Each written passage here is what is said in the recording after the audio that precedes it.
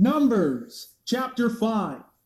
Yahweh spoke to Moshe and Aaron, saying, Command the children of Israel that they put out of the camp every leper and every person having an infectious skin disease, everyone who has a discharge, and whoever becomes ceremonially unclean because of a dead body.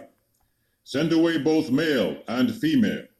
You shall put them outside the camp, so they will not defile their camp where I dwell among them. The children of Israel did this. They put them outside the camp as Yahweh spoke to Moshe. So the children of Israel did. Yahweh spoke to Moshe, saying, Speak to the children of Israel.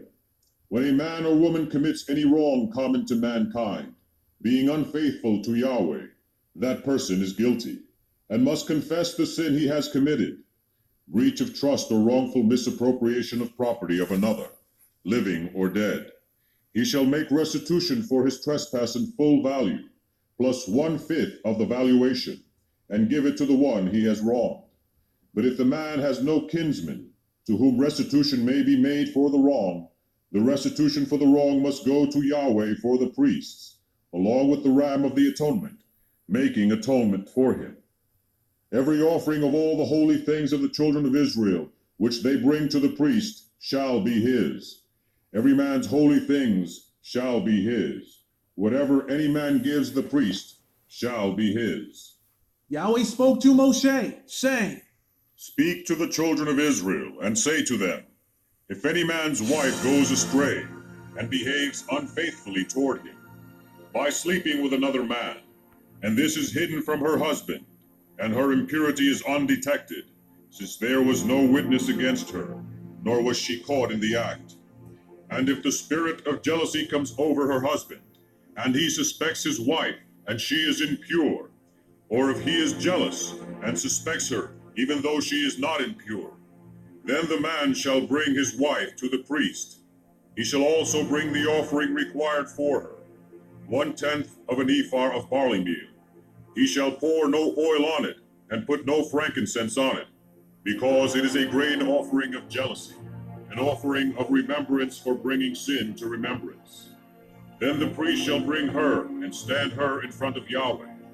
Then he shall take some holy water in a clay jar, and put some dust from the tabernacle floor into the water. After the priest has had the woman stand in front of Yahweh, then he shall uncover the woman's head, loosening the woman's hair, and put the offering for remembering in her hands, which is the grain offering of jealousy. The priest shall have in his hand the bitter water that brings a curse. Then the priest shall put the woman under oath, and say to her, If no other man has slept with you, and you have not gone astray and become impure while married to your husband, may this bitter water that brings a curse not harm you. But if you have gone astray while married to your husband, and you have defiled yourself by sleeping with a man other than your husband, here the priest is to put the woman under this curse of the oath. And he is to say to the woman, May Yahweh make you a curse and an oath among your people, when he causes your thigh to waste away, and your abdomen to swell, causing you to be childless through various afflictions. May this water that brings a curse, causing guilt to come to light, enter your body, so that your abdomen swells and your thigh wastes away, causing you to be childless because of various afflictions. Then the woman is to say, So be it, so be it. Then the priest shall write these curses on a scroll, and then wash them off into the bitter water. And he shall have the woman drink the bitter water that brings a curse, and this water will enter her and cause bitter suffering. The priest is to take from her hand the grain offering for jealousy, and wave the offering before Yahweh, and bring it to the altar. The priest is then to take a handful of the grain offering as a memorial offering portion, and burn it on the altar. After that, he is to have the woman drink the water. If she has defiled herself, and has been unfaithful to her husband, when she is made to drink the water that brings a curse, it will go into her and cause bitter suffering.